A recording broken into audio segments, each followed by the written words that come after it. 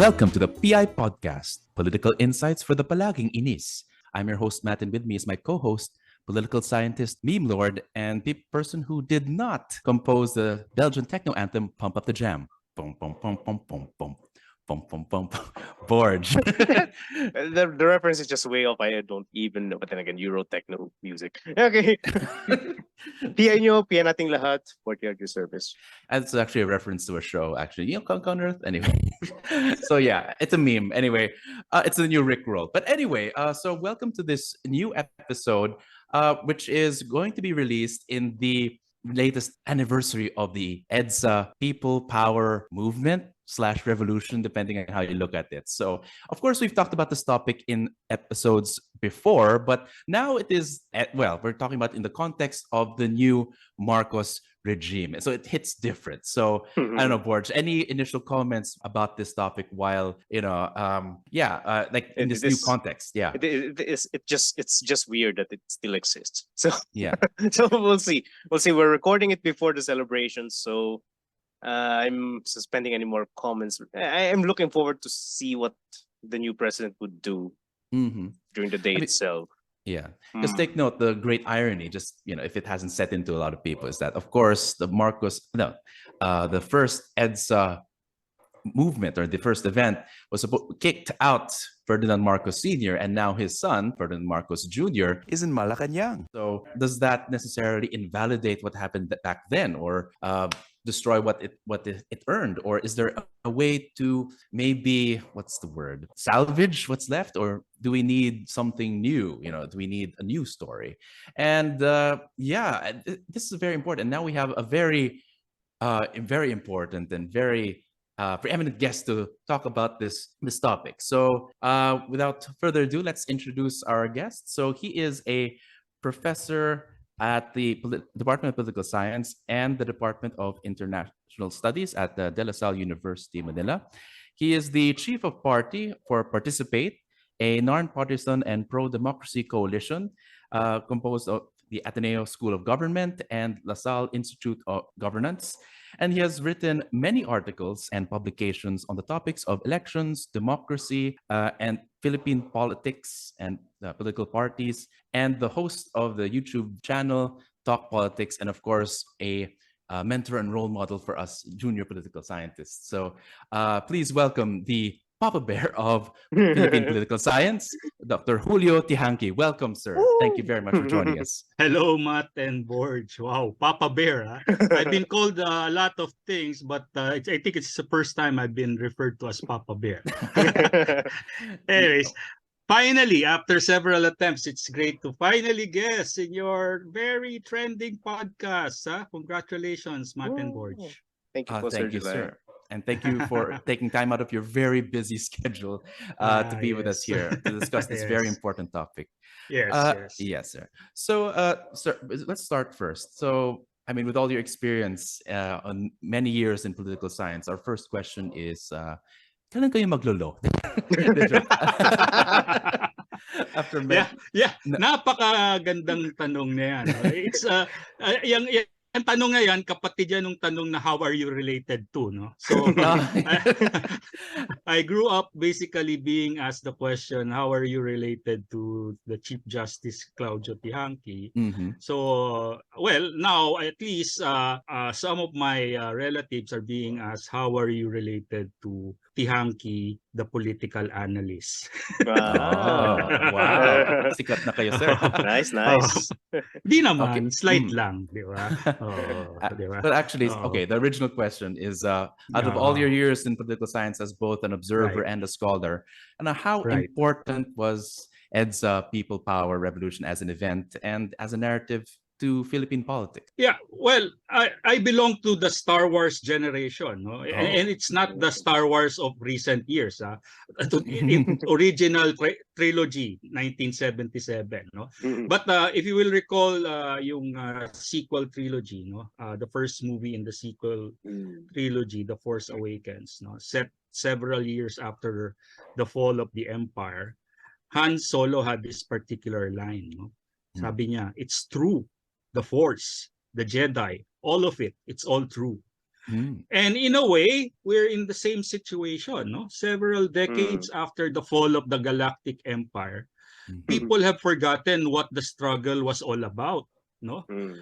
Some looking for quick fixes have even developed a perverse nostalgia for a return to order and security offered by the empire. Others have also questioned the narrative of the fall of the empire, and even they have begun to revise history. No? I belong to a generation who knew no other president for at least the first 2 decades of our lives than Ferdinand Marcos Sr. No? We lived through authoritarianism. And for most of us, EDSA was the culmination of a protracted struggle to restore democracy in the Philippines, no matter how flawed this so-called democracy is. No? But at least my generation really staked our lives. We were part of that struggle, and we did our best to restore that democracy. The democracy that some of our, it's sad to say, some of our countrymen have taken for granted. No? So yung mga nakakapag-post ng kahit ano sa YouTube, sa TikTok, sa Facebook, parte yan ng democracy na pinaglaban namin sa EDSA. No? But then again, I will not be surprised if those belonging to the younger generations would counter my own life experience based on what they have gathered from YouTube and TikTok. Yun, diba? So, yun, So, but beyond my personal experience, EDSA can be viewed from different perspectives, First, from a triumphalist, even romanticized view of a people's triumph that inspired a wave of democratic revolutions around the world. And you cannot take that moment away from the Philippines, right? I was I was in college already, I think 1986. Yeah, I was in college 98. I was a pol sci major in 1986. We were part of the EDSA revolution. And yeah, that was a crowning glory for the Filipino people. And it sparked a wave of democratic revolutions that led all the way to the fall of the Berlin Wall. Second, it's a testament to the potency of civil resistance and unarmed insurrection for fostering change. Yung sinasabi nga doon sa kantang mapayapang paraan ng pagbabago. And who would have thought that it could happen, and it did happen. And in the Philippines, it happened not once but twice. So yeah, that's people power. Third, it can be viewed within the perspective of political time. And I've written quite a lot on this. In fact, I'm co-authoring a book about this, with Professor Mark Thompson of the City University of Hong Kong, the cycle of presidential regimes and narratives. And when we speak of regimes, these are political configurations that include ideology, interest, and institution. But long story short, since we have weak ideological articulation in the country, our politics have relied on narratives or the stories that politicians or even presidents tell. So, for example, the Marcos narrative of making the nation great repudiated the post-war neo-colonial regime that spawned him. Cory Aquino's reformist good governance narrative repudiated the Marcos narrative and established what has been known as the EDSA regime, which restored formal democracy, not consolidated, but simply the formal trappings of democracy in the country. So that's the story of EDSA. So yeah, that's it. I think Go ahead. Follow-up question siguro. Again, we do have that narrative. It's there. Again, the counter narratives have also been there ever since. Curious question, kailan niyo unang napansin yung mga counter narrative against EDSA? Very interesting. It started as a parang sa sunog, di ba? It started as an ember, no, that grew gradually into a big fire, no. I remember after EDSA, no, a faction of the EDSA forces, no, that successfully ousted the dictator Ferdinand Marcos, started questioning the very narrative that brought the EDSA coalition into power. And that faction is the faction of then Defense Minister Enrile and his followers in the Reform the Armed Forces movement. And there was this former Defense Ministry reporter for the now defunct Times Journal newspaper by the name of Cecil Arillo, who wrote his version, which is basically the version of Defense Minister Juan Ponce Enrile of the 4 days of EDSA. No? And from that perspective, it was really about RAM. It was really about Enrile. No? So we should be thankful to Enrile, Honasan, and the entire RAM for EDSA. No? And that's the version. No? So that was the beginning of what we can call as the counter EDSA narrative, which it took time really to percolate, and grow, until later on, as in most transitions, the democratic transitions, and looking at the experience and even the literature of democratic transitions in Latin America, we can see the cycle of how the former allies, who took down the former authoritarian, and usually a successful political revolution, such as EDSA, involves faction of the former regime, a breakaway faction. In most cases, political revolutions such as just like EDSA, are successful because there is a faction of the ruling regime that broke away and joined the opposition, and formed the new winning coalition. So gano'n na nangyari, and in due time, nag-away-away nitong EDSA coalition na ito until nagkaroon na nung EDSA DOS, Nung EDSA DOS, sabi nga 'di ba ni Marx, history repeats itself. First as an event, second as a farce, yung second people power, while it was truly amazing that it happened, it's like what yung kanta ni Britney Spears, palagi ko sinasabi sa mga estudyante ko, oops, we did it again. So, 'di ba? So, parang tapos may third attempt pa, 'di ba? Yung EDSA tres ng masa naman ng mga pro-ERAP forces, So, doon pa lang, nakita natin na it is, while it was historic the first time, the second time it was luck, perhaps, na it succeeded, and the third one was a total failure. It is not good for institution building and long-term political stability, right? Because if we keep ousting our leadership, our political system through extra-constitutional, extra-institutional means, it will only result in instability. So, and then with the failure, the frustrations that happened after EDSA, further fueled this anti-EDSA narrative, which became the Duterte narrative, which finally really started this entire erosion of the EDSA project. And this is what you call the EDSA fatigue, right? Yes.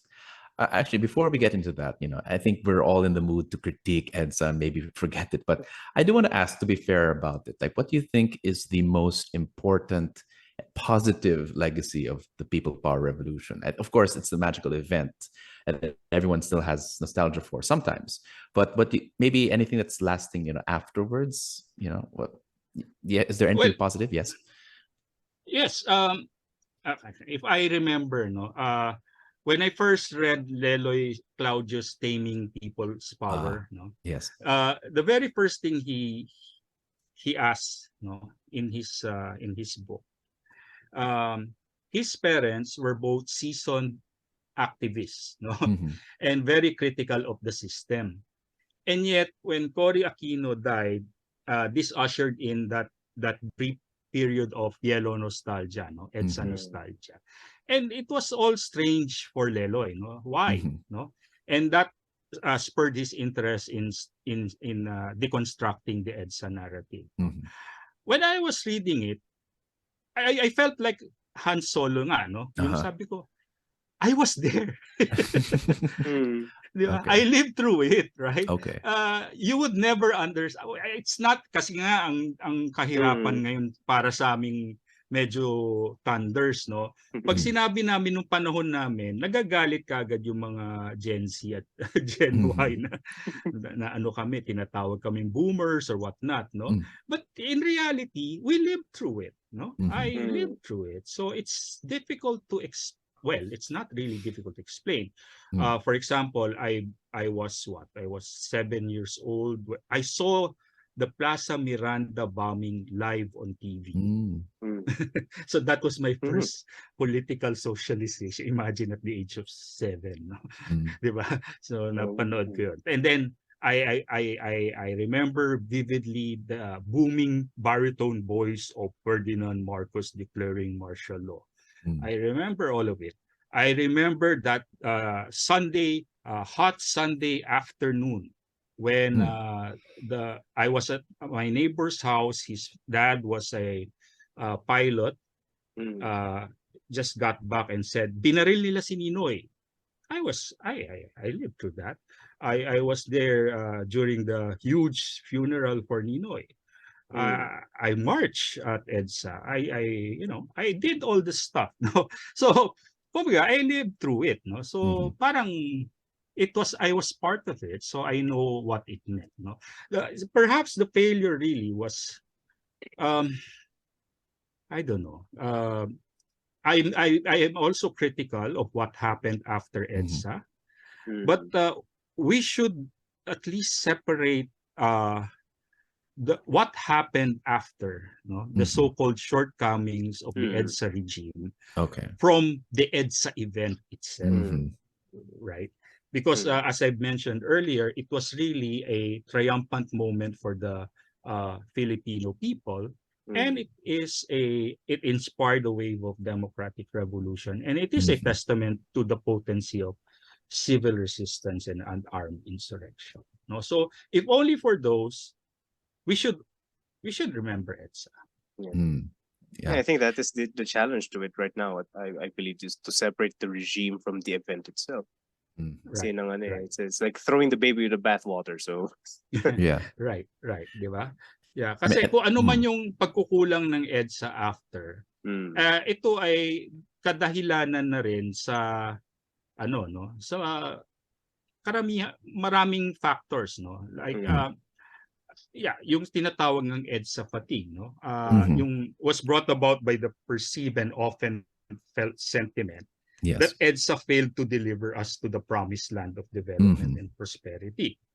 However, this inability to adequately address the legacies of authoritarianism have impacted on the overall consolidation of democratic gains. Kasi there are 3 key variables why we failed to consolidate the gains we made at EDSA. Diba? I identify 3 factors. First is the resilience of the previous regime. The Marcos dynasty never left. They were on exile, di ba? Yeah. But they still had the resource, They had the money, they had the connection, they had their allies back here, who simply bided their time, no? The dynasty and their allies started aligning with the administration of the day, the ruling party of the day, started wearing yellow for a while, no, and just bided their time, no, but they never left, no, and from day one of their exile, they had only one objective in mind, right? To return to Malacanang, no. Second, the institutional footprints of authoritarianism, no. This is in the literature, particularly in political parties, is what is known as authoritarian diaspora, no. The formerly members of the ruling regime and its ruling party successfully transitioning to the new democratic regime. So from former authoritarians to new Democrats, di ba? And in the Philippines, it's much worse, right? Because of our history of party switching, yung balimbingan politics, and clientelism, patron-client, and clan politics, dynastic politics, it has become worse.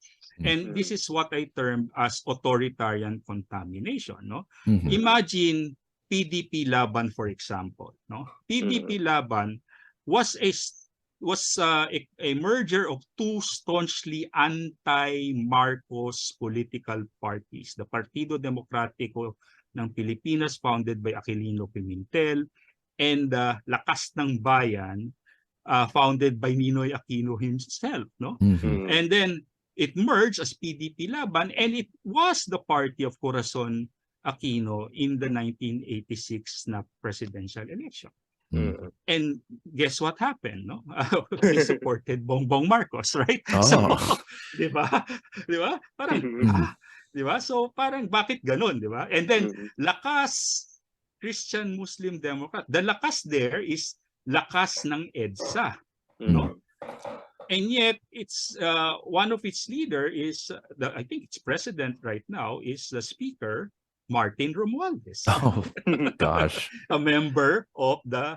So, you know, but I don't know.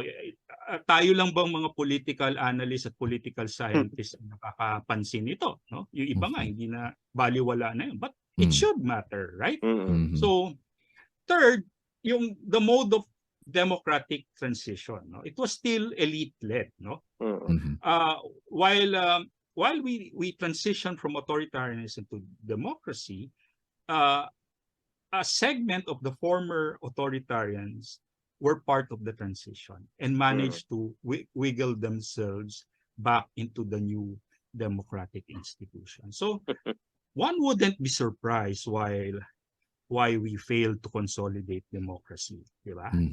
And for somebody like me, who have been pushing for political and electoral reform since I was in college, no, it has become really a very tiring, no, you know, mission, no, vocation, in fact, no. So kaya nga, no. So the sad reality is that EDSA was not a social revolution, but a political revolution, no. It can even be labeled as restoration of the pre-martial law elite democracy that spawned Marcos in the first place. That's actually a lot to take in. I think I'm still shocked that the political parties really changing alliances, that the same party that supported Corazon Aquino supported BBM. So, yeah, I suppose from there, well, you mentioned already EDSA fatigue. And of course, it's on the level of political parties, you know, it didn't really translate to policy. But I was wondering, you've coined this term, I think, during the election of Duterte. But I'm curious to know, like, maybe when did it really start? You know, EDSA fatigue amongst the consciousness of people. You know, when did it start being, you know, felt? And when do you think? What do you think are its causes amongst the, at least in the populace? You know, Well, the transition was turbulent because of the coup attempts, no? and the instability, no. But with the successful smooth transition of power from Aquino to Fidel Ramos, no, it was the beginning of consolidation, no, of democracy. And then the second smooth transition of transfer of power from Ramos to Joseph Estrada. The legitimation crisis, no, reappeared after EDSA dos. No? And that was the mistake of having a second people power revolution. Because had we just let the institutional mechanism work at that time, no, we might have a different outcome, no, but it would have damaged our political infrastructure in such a way, no, because while there was a transfer, the Supreme Court even had to resort to some legal maneuvers in order to justify EDSA dos, no. And of course we know what happened after that. EDSA tres, and then the populist counter narrative gained traction. Yes. And Gloria, despite the fact that she managed to finish her term, no, and in fact she initially she promised not to seek re-election, but she broke that promise. She ran, and then of course she ran against a very another popular populist, the king of Filipino movies, FPJ, Fernando Poe Jr., and then that was a contested election with Hello Garcia and all that. And we never recovered from that, no, that entire fiasco. So despite the fact that GMA completed her term, and despite the fact that she was a quite competent president, she never recovered from the legitimacy question, no, in the 10 years of her administration. And then after that, no, so people got tired of issues of corruption, alleged corruption under the Arroyo administration. Then suddenly, Tita Cory died. Then a wave of yellow nostalgia swept the country. And then, of course, there was this senator, no, who did not have any plans of seeking the presidency. He wanted his best friend to seek the presidency, but destiny, or what Machiavelli calls fortuna, no, suddenly pushed him, no, in the no. And of course, the 2010 presidential election and the victory of Noynoy Aquino, somehow, no, people thought that he would be the one to bring back balance to the force, right? Yes. Right. So people place all their hopes with the yellow nostalgia, with the EDSA nostalgia, and people thought Noynoy would bring back balance. But after the midterms, the series of fiasco, Mama Sapano, and all the other issues that the controversial issues, Yolanda, Mama Sapano, and all the others, started, of course, to provide fuel to the rekindling of the counter EDSA narrative. And this was the time when it was no longer Cecile Arillo was writing all these counter narratives, but even the likes of Rigoberto Bobby Tiglao and others, no? And even our esteemed senior colleague, no, Tonton Contreras, no, started writing all these counter EDSA narratives, no. So, and this was the beginning, no. And then it took one guy, no. You know, sabi nga ni isa pa nating kasama, no, our other colleague, si Clive Arguelles, no, the Marcos nostalgia can be attributed to Duterte's quote, ito sabi ni Clive, no? Disrupting, devaluing, delegitimizing the rituals of EDSA. No? That was the Duterte project. No? And this was reinforced by Duterte's decision to allow the burial of the late strongman in the National Heroes Cemetery. And I've always been saying, especially during the election coverage, that Duterte played John the Baptist to the second coming of the Marcoses. Diba?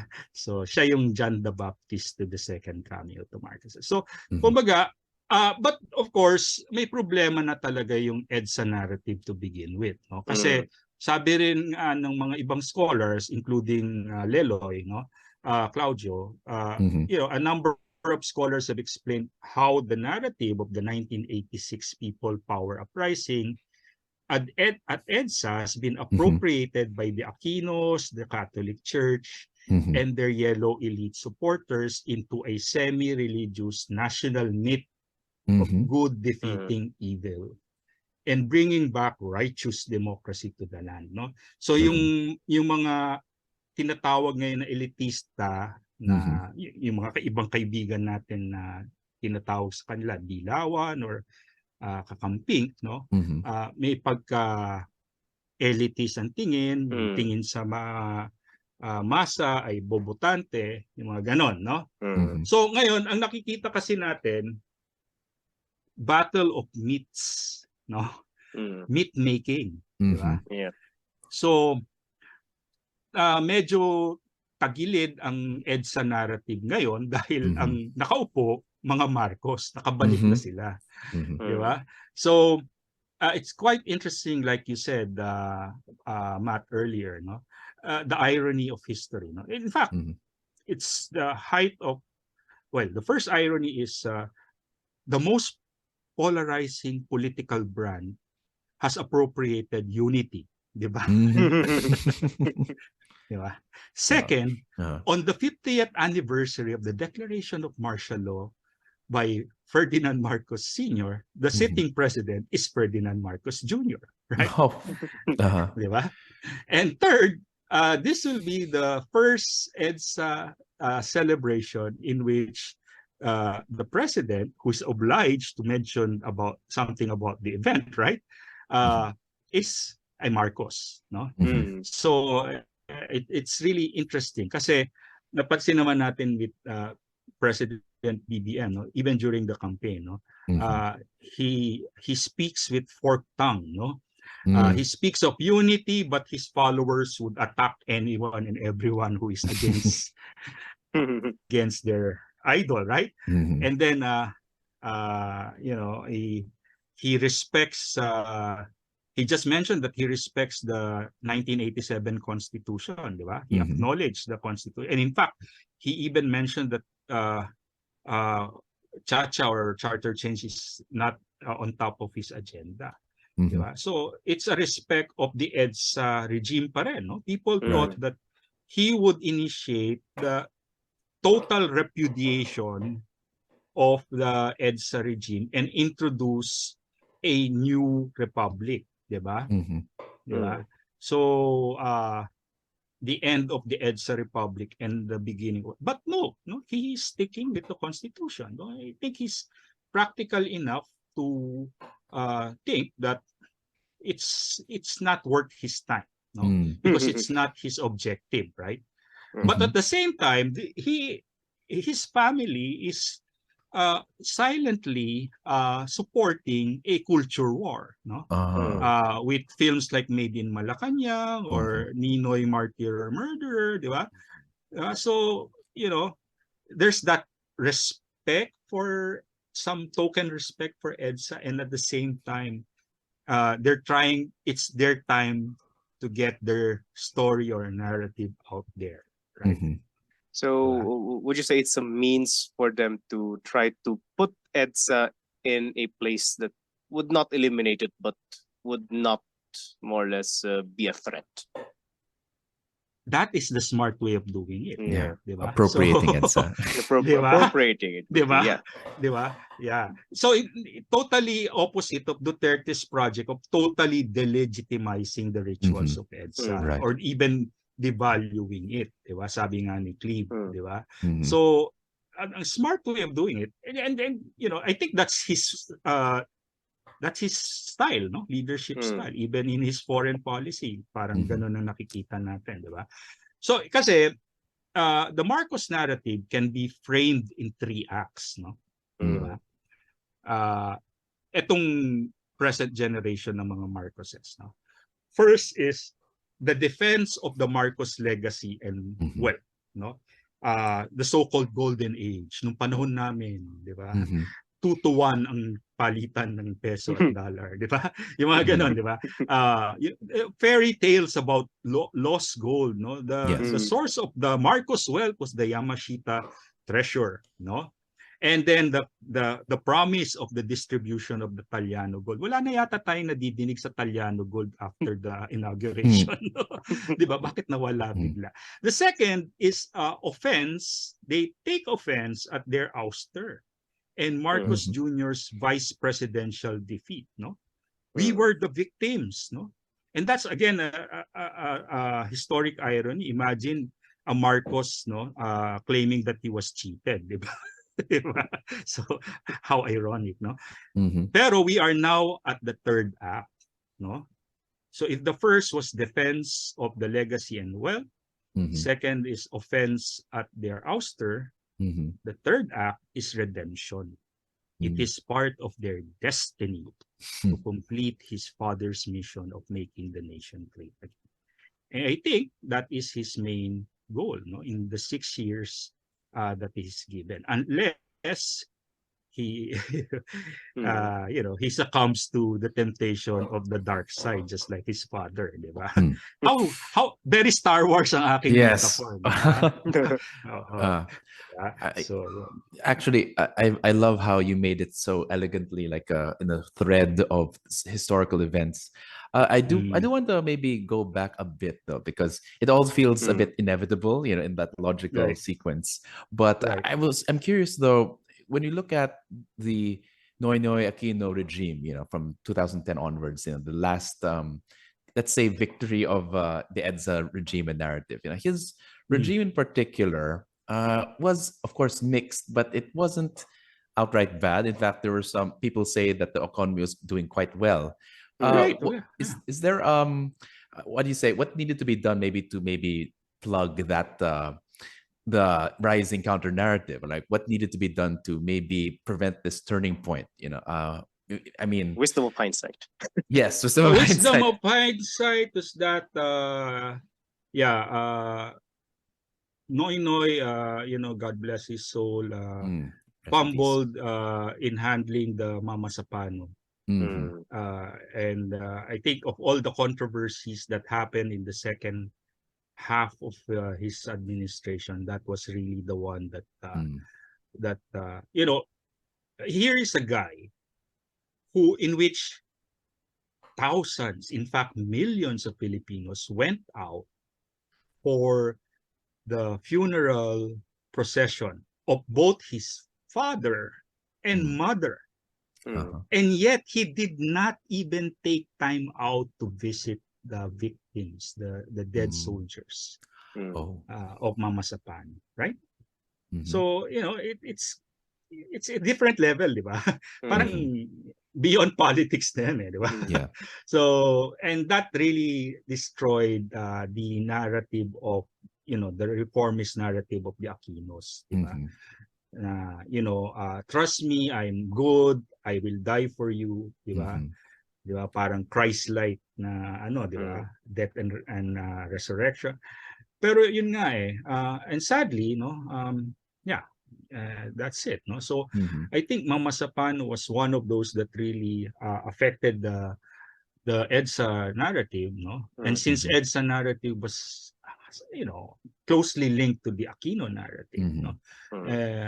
Yeah, that totally. And then this was the time in which social media was becoming darker, with with trolling and disinformation and misinformation. Vloggers. And yeah, and and it was really a bad combination that really, and then of course it resulted in the rise of the Punisher, Duterte, which further disrupted another 6 years, And So- if there's one thing with the BBM, it's at least he restored the presidency to its presidential style, right?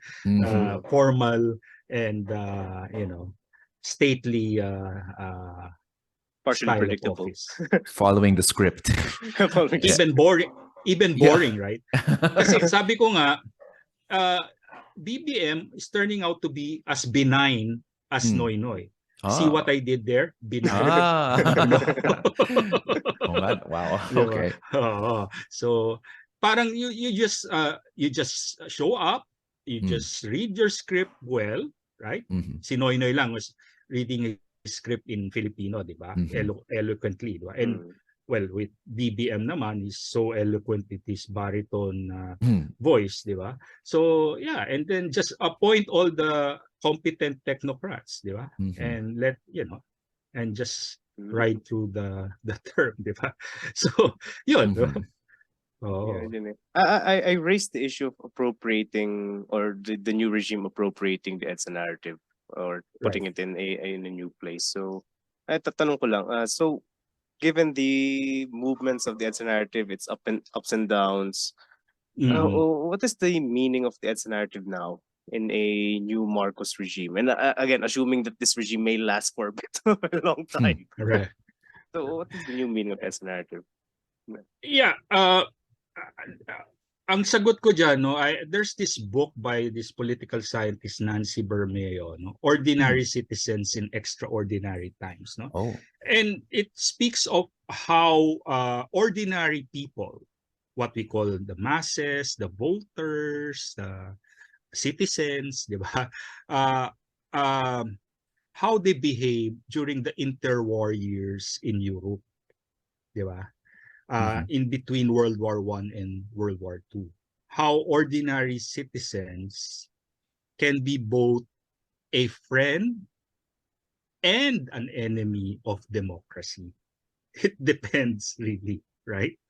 So we tend to romanticize the people as always being part of democratic struggles, democratic consolidation. But at times, they are the ones that, that propel rabble-rousers, populists, and authoritarian nationalists into power, right? Diba? And we have seen that in our own recent political history. So I would like to see, and I would like to remember EDSA, in which ordinary citizens became friends and even defenders of democracy. Ordinary Filipino citizens really came out and struggled and really staked out in order to regain the freedoms that we desperately needed. And those freedoms that up to now, the current generation are enjoying. So if only for that, EDSA should be remembered and commemorated. And the challenges that happened after EDSA should also become enduring lessons about the pitfalls of democracy that is not defended. Right? Because I always say, democracy is like a plant that should be nurtured, watered, and taken care of so that it will take root. If not, it will die. Hindi natapos ang pagdepensa sa demokrasya noong 1986. Kailangan tuloy-tuloy yan inalagaan, diniligan, at inaruga para mag-usbong ang tunay na demokrasya sa bayan natin. And that challenge, tapos na kami yung henerasyon namin di ba? Dapat nasa mga susunod na henerasyon na yan. So if only for that, the triumphs, victory, pitfalls, and failure of EDSA should all be remembered. no? Mhm. Both by the followers of Marcos and even Mhm. the followers of the Aquinos and all the rest, no? Mhm. Because it's not simply about the Marcos and the Aquinos. It's about the Yeah. Filipino people. Mm. Yeah. I'm getting Uh, emotional at that plant metaphor. It really is, isn't it? Very yeah. delicate. Well, I mean, I think Thomas Jefferson was the one who said that the tree of liberty should be watered with the blood of tyrants, but that's a bit too brutal for that one. Close But enough. I Yeah. think there's another one about I forgot who said it, but the price of Hindi liberty is nga. eternal vigilance. Yeah. You're right. Si Oh. ano yan? Si, who was that? Si Edmund Burke. Edmund Burke, Yes, right? Edwin Burke. Yeah. Although there's Yeah. another one said about EDSA, and I said this in the previous episode, but EDSA did not fail. We failed EDSA, so that's another thing. Ako medyo, who said that? I think it was, I'm not sure. Maybe Ed Lingao. I don't know. Oh yeah, okay. Oh Yeah. Well, we failed EDSA. I don't think so. No. It's also ako I put the blame on the leaders eh. Okay. All right. Yes. Ang sa atin lang, we became complacent. Okay. All right. Although Ed's a good friend of mine, yeah. So yeah. Okay. Uh, I have to double check on that, but Regarding with of hindsight, I think nalala ko lang yung the late Jesse Robredo, Everyday yeah. EDSA, Yeah. which is again Mm. it for as far as his policies are concerned, it's not only about struggling to maintain democracy, but actually letting people inside the institutions. Right. So yeah, I think wisdom of hindsight, things would have been different if he survived. Yeah, that too, di ba? Yeah. Yeah. So, yun nga eh, even yung si Jesse Robredo, it follows that narrative of reformists, no, that they have to die to prove their point, right? Wow. So, tapos to be succeeded by a widow, right? So, Yes. Speaking of the other Robredo, I mean, there definitely was an attempt in reviving the quote-unquote EDSA narrative.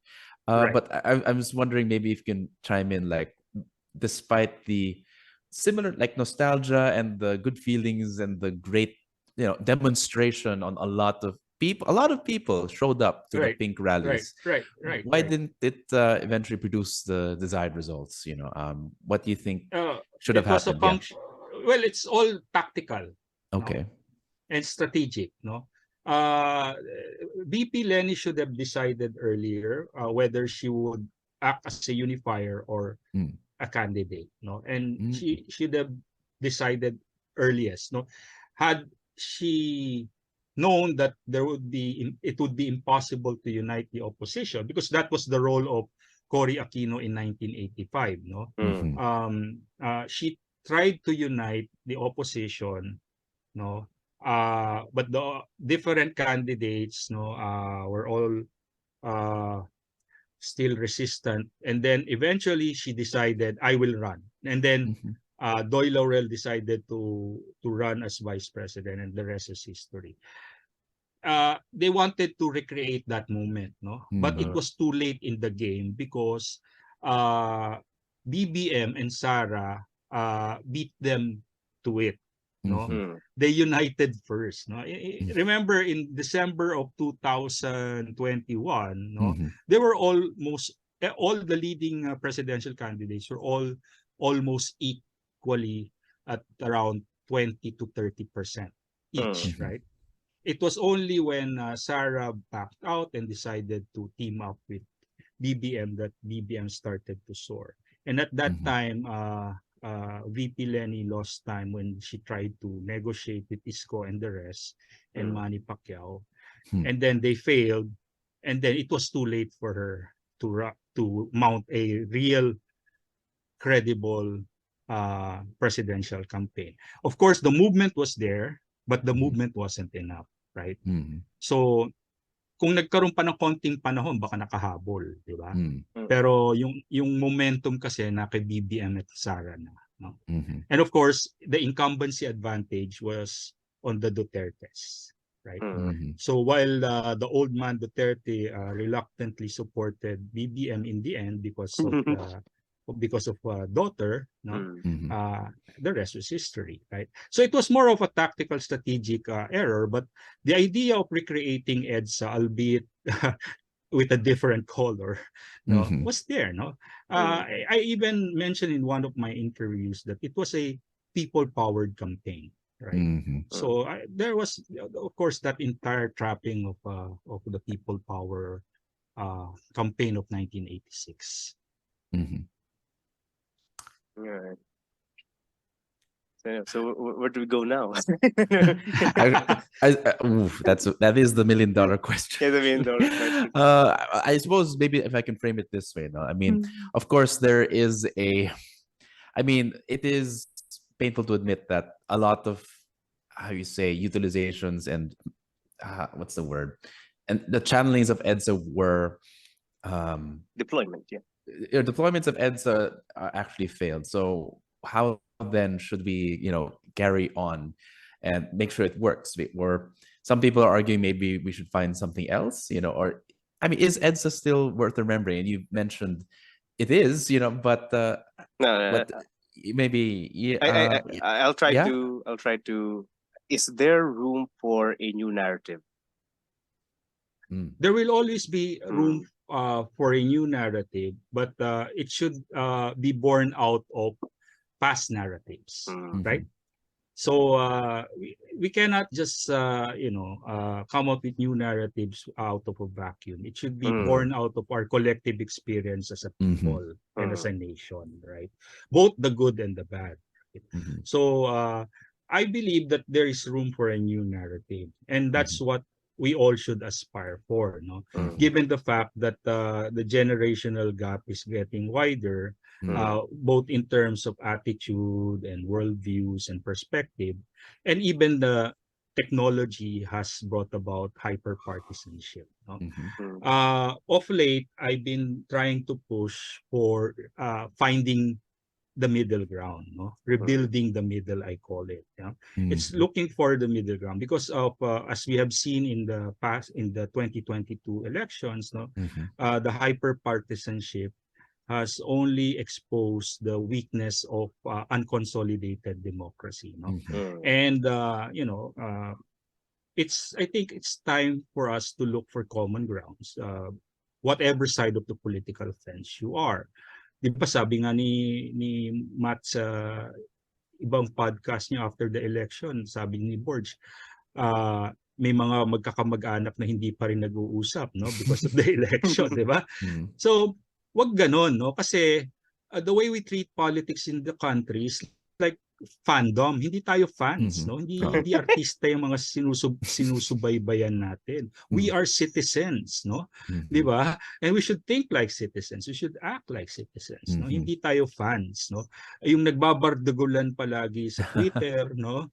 'Di ba? Away-away, hindi ganoon eh, no? So I hope that we can find the moment, no? To rebuild the middle in which Filipinos should start listening and talking to each other again. And only by doing that we can start to restore the health of our democracy and hope for a new narrative beyond EDSA. Wow. I Siguro think pag nagkaroon ng Marcos fatigue. Marcos fatigue. We can well, hope. Marcos Sorry. fatigue was the picture of Bongbong Marcos in fatigue during the EDSA revolution. That's funny. The visual. But we can only wait until that happens. But so far, we'll have to see about that. But I think it's cyclical, di ba? More or less, no. I subscribe kasi to that notion of cyclical history, no. But of course there's agency, no. It's dependent on the leader. Now, like if out of the blues, BBM suddenly, start to behave and act like a real Democrat, then well, by all means, you're redeemed, no? Your name is already okay, sige, di ba? And let's give him the chance. After all, he's been elected by 31M, right? 31M, right? So yeah, let's give him a chance. Yeah, it is either vicious or a virtuous cycle. So, right. so There you saan tayo go. nakadikit eh. Yeah. Oh, Maybe our last question, before we wrap this up, but this has been a very, very substantive episode so far. So clearly, to try and recreate EDSA has its limitations. How Right. then should we remember EDSA if not like an exact weapon for the time? But is there a specific way in how we should remember EDSA? And bring it forward into the future of the Philippines. That's a tough one. I think I've answered that in my previous reply. Okay. It's more like Okay. this. Yeah. So it's more like the spirit of like active citizenship rather than Right, the exact right. event. So I think that's. Well, I think let me think of something. Okay. Okay. So, just like what I said, EDSA should be remembered for the active participation of citizens in restoring democracy in the country. And if we want to further consolidate democracy, active citizenship and participation are still the necessary ingredients for a consolidated democracy. Wonderful. Okay. Borj, anything you have to say before we wrap this up? Dagdag siguro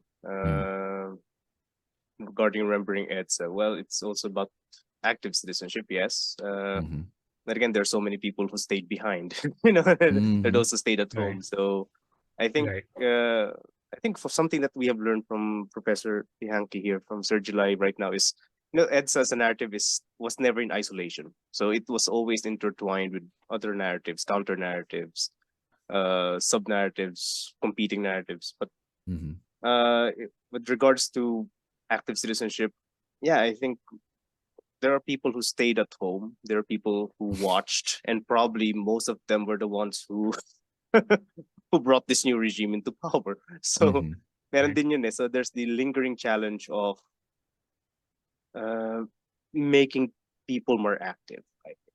So right, and if I remember correctly, Borj, I've been citing you of late because of your you too, Matt. I've been citing the both of you for your notion of spectatorship democracy.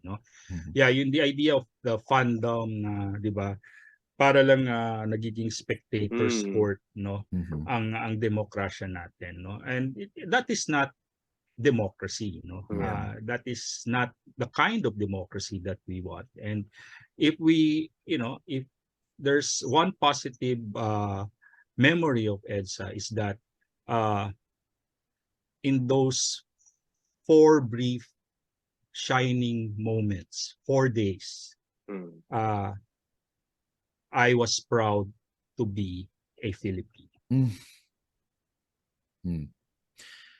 Yeah. That the question is, can we all be proud to be Filipinos again? Some people. That's the question. Many are. Yeah. Many are. But not along liberal lines, though.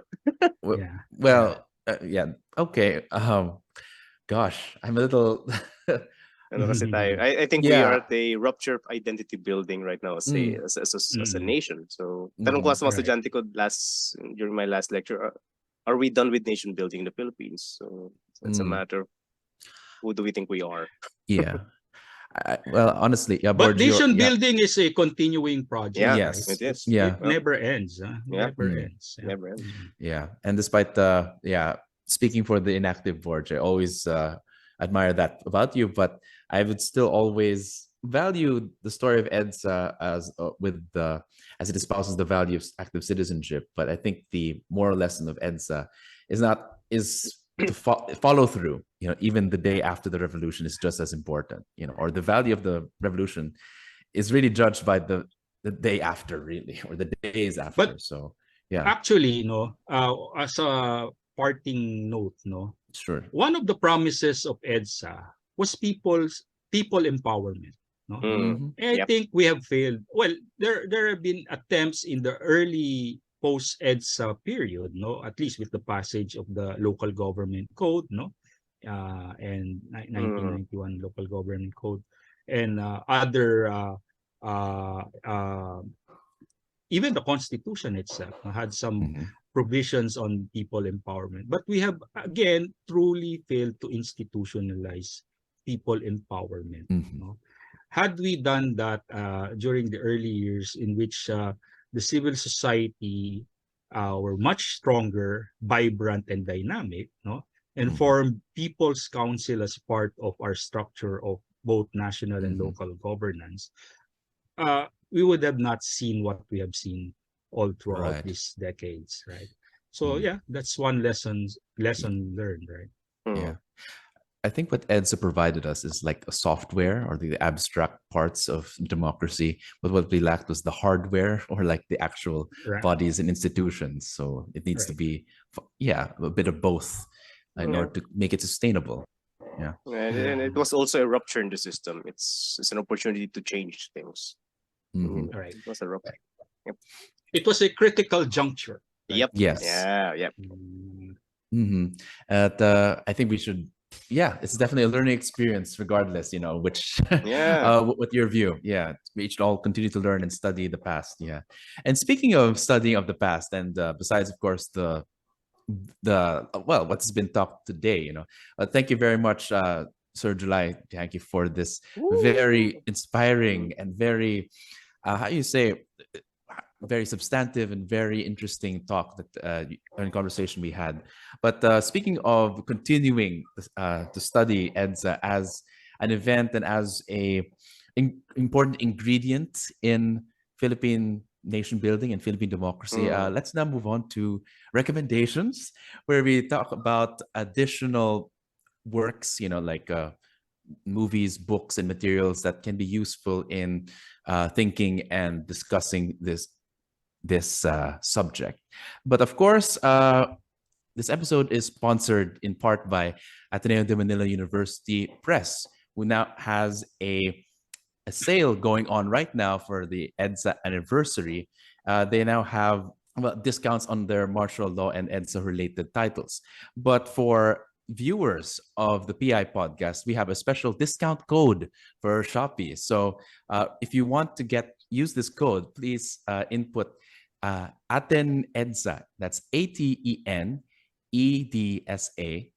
That's ATEN EDSA for additional 10% discount on the related titles on the Ateneo de Manila University Press. So two particular titles that might be useful for this topic are very fresh publications and books that are, quite they're quite pricey, but of course with the discount code you'll be able to afford it. But with the thick enough actually to provide a lot of materials to think about and to read about. So first one is the Marcos Era Reader, edited by Patricia Abinales and Lea Castaneda Anastasio, with a lot of works from both senior and the up-and-coming academics. So you have articles by Manolo Quezon, Abinales, and JC Punongbayan, and our colleague Christian Colliantes. And I think the interesting thing about this particular reader is that while it looks at Marcos the Reader, and for a long time it has been decidedly like anti-Marcos, academics are decidedly anti-Marcos. This particular, well, at least these two particular publications are actually openly critical and quite honest and gray about their evaluations. Like I mentioned, like our colleague Christian Colliantes, she wrote an article on population policy in the Philippines and admitted that the Ferdinand Marcos, in the beginning of his regime, actually progressed the population control during his time, but later on, with the lack of momentum, actually lost the potential, and until the Aquino administration that followed him actually regressed because of Catholic like Catholic sentiments. So it's not, so in terms of population control policy, it's actually a bit of a mixed record. So among many other things. So it's not just studying Marcos as a person, but also recognizing him as a product of his time and the product of the Philippines that, that he. So I think that was from Manolo Quezon's article, and there's a lot of good ones.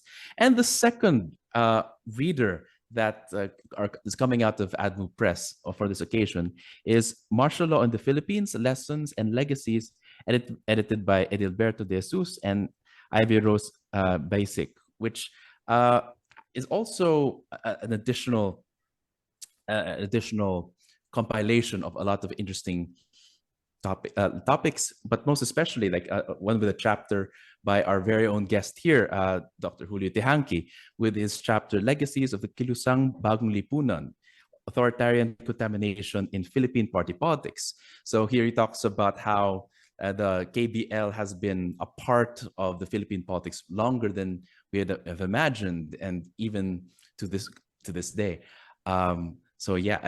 Check that out. If you enjoyed what he said here, you'll enjoy reading him as well in this particular compilation, and of course many other interesting writers in these two compilations.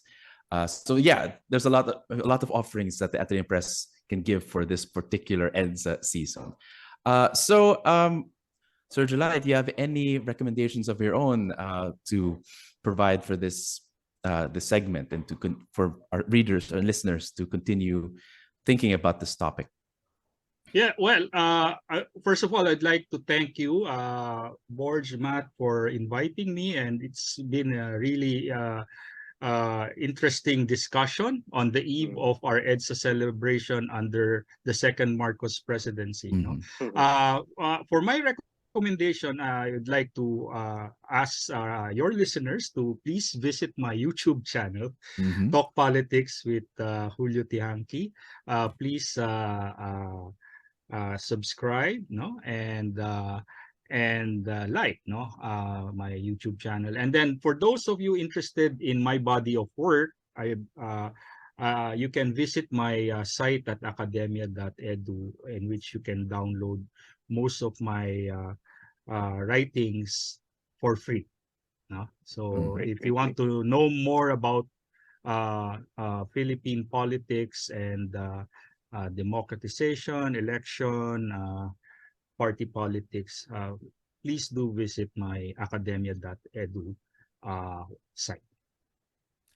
Okay, thank you, Sir July. Great. Yeah, we will we'll definitely put those links on the description. In Borge, any recommendations? Since you mentioned the day after the revolution, so I'm going to recommend. Well, I hope that our listeners can access this, well, legally or illegally, who knows? But you can find Lenin, the day after the revolution. So it's a set of writings by Vladimir Lenin, in his attempt to try to steer where the Soviet Union would go, and to an extent, some of his anarchist tendencies probably appeared here, because again, communism is about the dissolution of the state. So he entertained those ideas. But I think my main recommendation right now would be, and again, I hope our listeners can find a copy of this one, History Essay System by Jose Ortega y Gasset. It's actually a set of essays. So one of the essays is entitled History Essay System. So he looked into the complications, the tensions underpinning human history. And basically it's a philosophy of history, but for him, history has more weight than a mere narrative that we tell our children.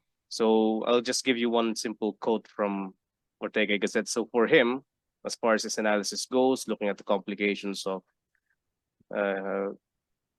analyzing history, he said that man, quoting, "Man in a word has no nature.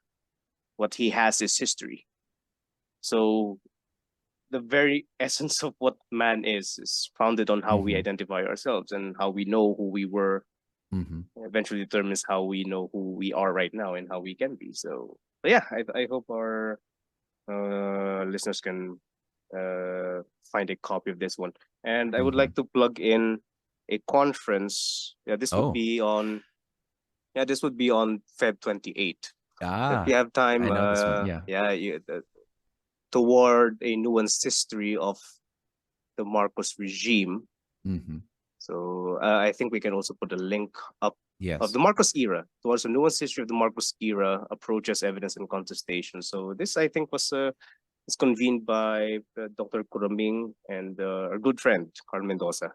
So And you're presenting a paper there too, yeah? yeah, I'm presenting a paper on impartiality and political neutrality. So I'm actually extracting impartiality as something distinct from political neutrality, because I've been hurt by people claiming to be neutral while, having very clear biases. So actually, political neutrality was deemed as possible at the level of states, at the level of academic discourse. It's also possible, but one of my main arguments would be: is it possible for ordinary citizens? And I'm trying to explore. So if you're interested, there are other papers on it as well, looking at the history of the martial law from different perspectives. Nandun na yata si Professor Tonton Contreras. I think there's also a section. Yes. And ang tanong dyan, Borge, yeah, is nuanced history of the Marcos regime possible? Ayun. I think a nuanced history may be possible, but how we talk about it may not be. And I think that's a challenge for it. So right. Well, because I've read Romel Kuraming's recent book based on his dissertation. It was a very fascinating account of the Tadhana project of Ferdinand Marcos Sr. Diba? So history can be used as a weapon, diba? Politically, diba? Can be weaponized. So, anyways, can I add? No, I have 4 recommendations, pala. No, aside from my own body of work. No, yes. If our listeners, no, can find a way to have a copy of these readings, no, these books, no. The first, of course, is by our very own Leloy Claudio, no, Lisandro Claudio, is Taming People's Power, no, very eye-opening account, no, the EDSA revolutions and their contradictions, no, and then of course the funny thing is that Leloy deconstructed the EDSA revolution, and once the Duterte supporters started citing him, he started having second thoughts about his initial writing. So in the reprint, the second edition, second printing of his book, no, he has a very long preface, no, apology.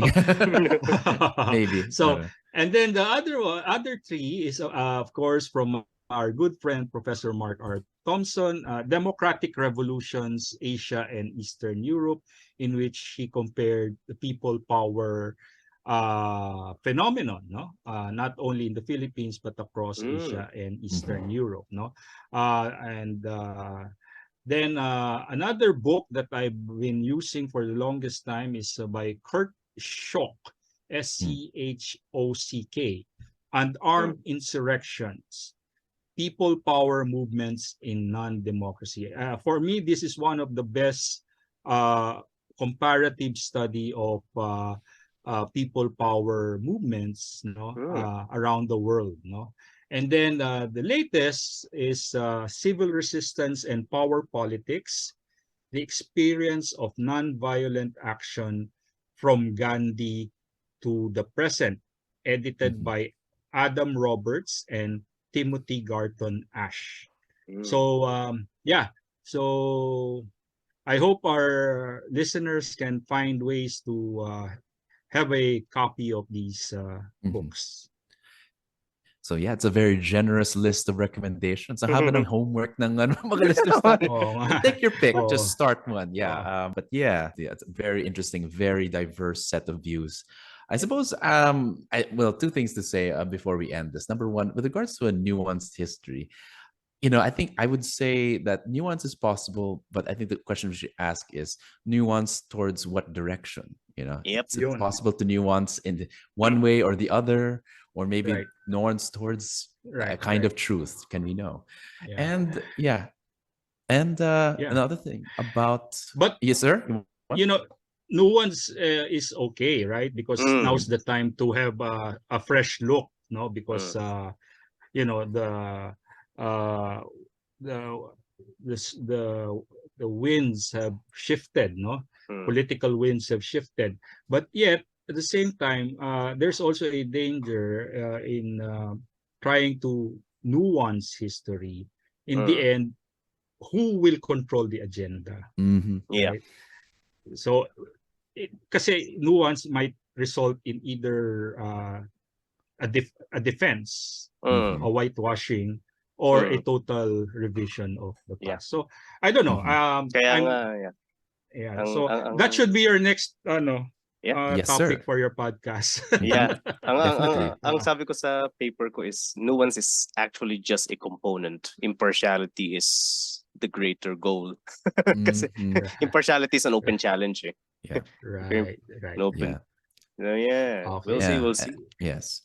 And I suppose the last comment to end this thing on, I just want to raise maybe is, we have always described EDSA as a myth, and I think it should remain as such. But the weird thing is that we still continue to bust myths, and the weird thing is it's because it's quote unquote not factual. But I think the importance of myths is not the fact, not necessarily factuality, not because they're factually true, but in a way it contains, for lack of a better word, maybe a spiritual truth, or maybe a moral truth that I think we should remember, with not the exact histories necessarily, but of course the deeper meanings of these myths.